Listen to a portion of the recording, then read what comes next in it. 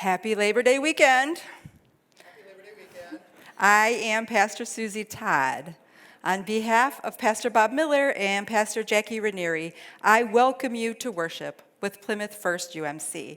It is week 2 of Bless, our sermon series on how to connect with and bless the people around us.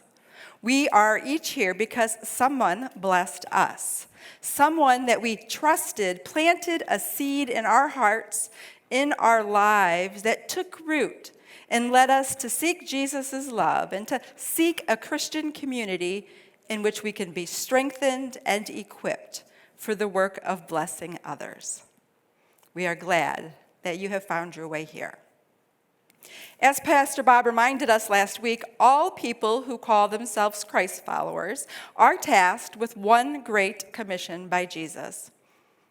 Go and make disciples of all nations, baptizing them in the name of the Father and of the Son and of the Holy Spirit, teaching them to obey everything that I've commanded you.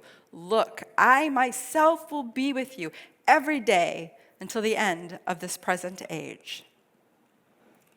I also know that many of you sitting here feel ill-equipped for the work of sharing Jesus' love with your neighbors.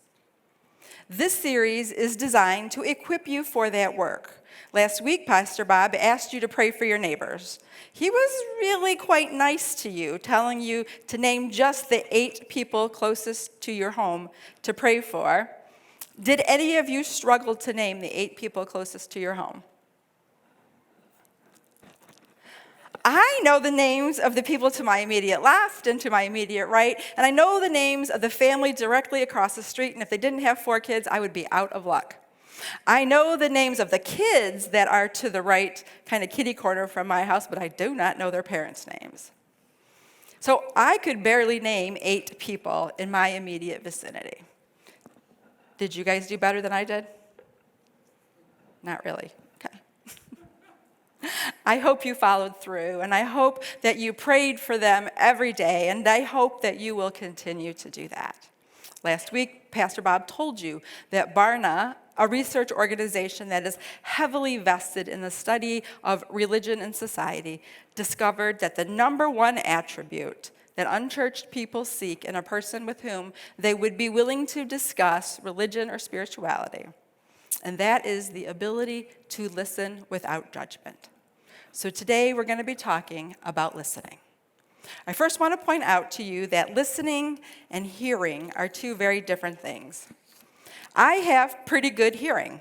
I wake every morning because I hear the dog next to me breathing, or 2 dogs. I hear the birds outside kind of reveling in the rising sun. I hear the scurry of a squirrel on my rooftop. I hear the neighbor's car start for work, and well, it's not going to be long before I'm hearing the furnace click on. I hear a lot of things, but listening is something different. Let me tell you, I can hear a song 100 times and still get the lyrics wrong. As a matter of fact, I am notoriously horrible at remembering song lyrics. I make up things that make absolutely no sense, but I am sure that's what they're saying. One that has gone down in infamy from my adolescence is from an old song, My Sharona by The Knack. It was released in 1979, and I was 14 years old. Probably till I was 17 or 18, I really thought they were singing about rice-a-roni. I am obviously not a very good lyric listener. If we're going to be fully devoted disciples of Jesus Christ, if we're going to model our lives on Jesus' life, if we're going to bring good news to people who don't yet know the good news, we're going to have to do more than hear. We're going to have to listen. Jesus listened. Jesus knew the value of listening, especially to those whom the temple and the Roman authorities ignored. He knew that being listened to could be transformative. Luke 18, verses 35 through 42, gives us a great example of Jesus listening. As Jesus came to Jericho, a certain blind man was sitting beside the road begging. When the man heard the crowd passing by, he asked, what was happening. And they told him, Jesus the Nazarene is passing by. The blind man shouted, Jesus, Son of David, show me mercy.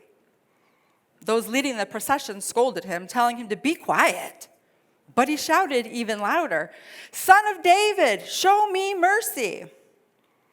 Jesus stopped and called for the man to be brought to him. When he was present, Jesus asked, what do you want me to do for you? And he said, Lord, I want to see. Jesus said to him, receive your sight. Your faith has healed you.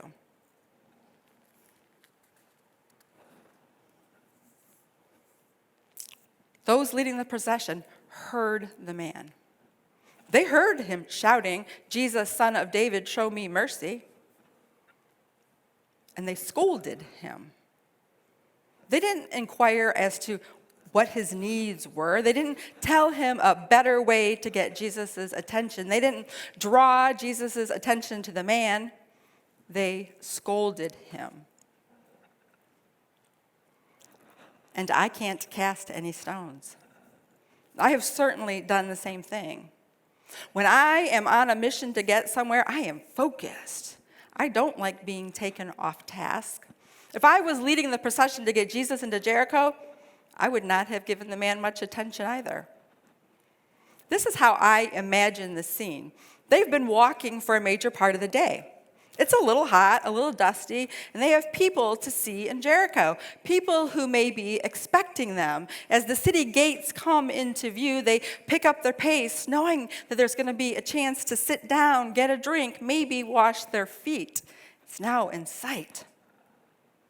There's the hustle and the bustle of the entourage beginning to chat among themselves about what's Jesus going to do when we get to Jericho. There are thoughts about what needs to be done next, who they'll visit first, how they'll notify people they've arrived. Their minds would have been racing. It would have been hard to discern what one man outside the crowd was saying. There may have been hunger and thirst vying for their attention, the sound of blood whooshing and breathing deepening as their pace picked up and their bodies worked harder. There would have been a certain dissonance. You see, everyone in Jesus' circle is talking about what is to come when someone from outside the crowd says something that's completely unrelated. That lone voice is not saying what their ears are expecting. Would have been hard to make sense of any of it. Jesus, Son of David, show me mercy. And once they got through all those obstacles, to hear him at all, did they listen? No. They scolded him. Sounds ridiculous, right? But it happens all the time.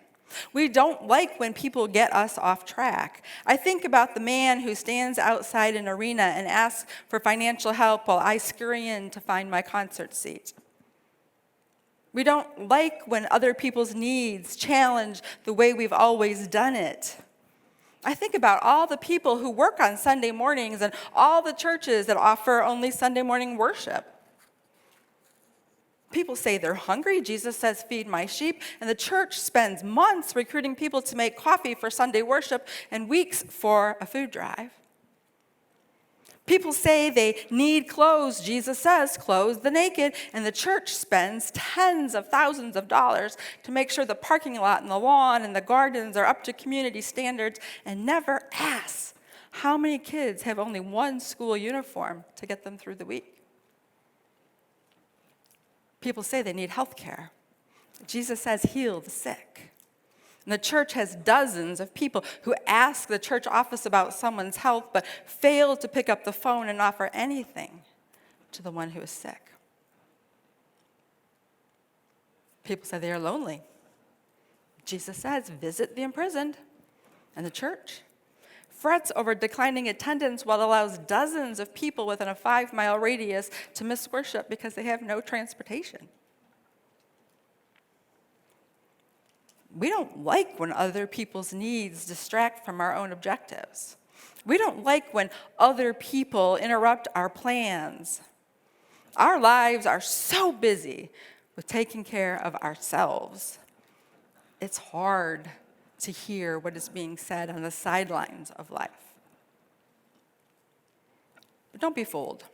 Jesus, just like in Jesus' day, people today are still calling from the roadside of life. They're making clear that they need to be fed, clothed, healed, and visited. They are making clear their need for meaning and purpose in God. They want their voices heard.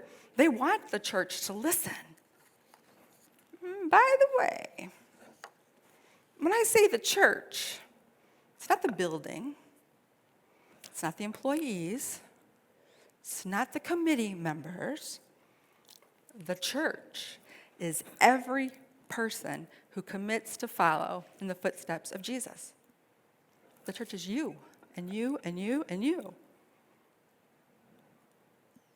Jesus, Son of David, show me mercy. Do you hear it? When Jesus listens to the man on the road at Jericho, that man knows that he has been heard, that he's valued. When we, self-avowed followers of Jesus, don't listen, people feel unheard, unknown, unvalued by us and by God. Now, did you notice that Jesus does not assume to know what the man wants? That alone is a powerful way of giving this man agency. He simply asks the man, and he listens with love to the answer. How can we listen with love and respect? How can we engage people in meaningful, life-transforming conversations that tell them they are heard, they are known, they are valued?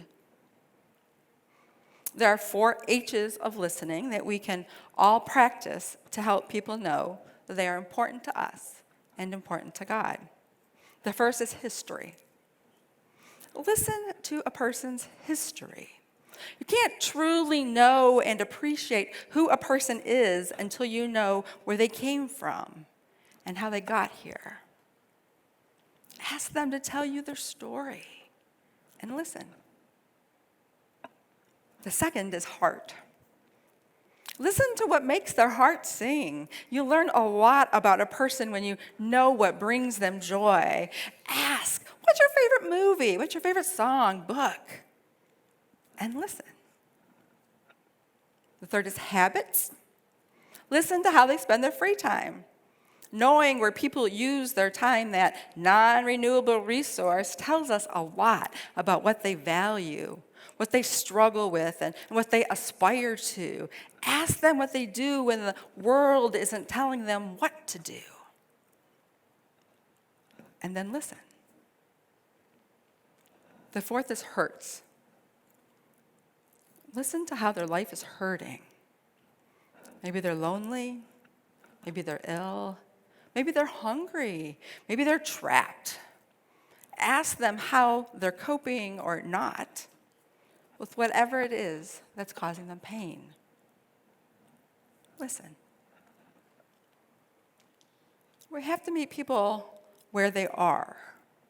We cannot expect them to wander into the church looking for us. Jesus went to Jericho. He got close enough to the suffering man to hear, Jesus, Son of David, show me mercy. Where do you go that you might be able to hear the cry of the needy? You personally, where do you go? What spaces in your life can you hear the cry of the needy? As a faith community, we are beginning this initiative called Fresh Expressions. It's a way for Christ followers to engage and listen to the stories of people. It is creating spaces outside the church where we can be a listener and an offerer of grace to people who don't dare darken a church's doorway. Fresh Expressions is a way to express God's love to people who aren't interested in the ways that the church has expressed that love in the past. We have a nationally known trainer coming here to help us launch this initiative. Her name is Rachel Gilmore. You can drop her name into Amazon and see the books that she's written on the topic. She'll be here on September 17th. Every church member is invited to come to this training. Every church member should come to this training. Attending doesn't mean you're going to start a new initiative. You're not going to be assigned to a new committee. Attending will equip you to be more fully present with folks in all the places and the spaces that you are already interacting with people. It will help you to see everything in your life as an opportunity to be a blessing.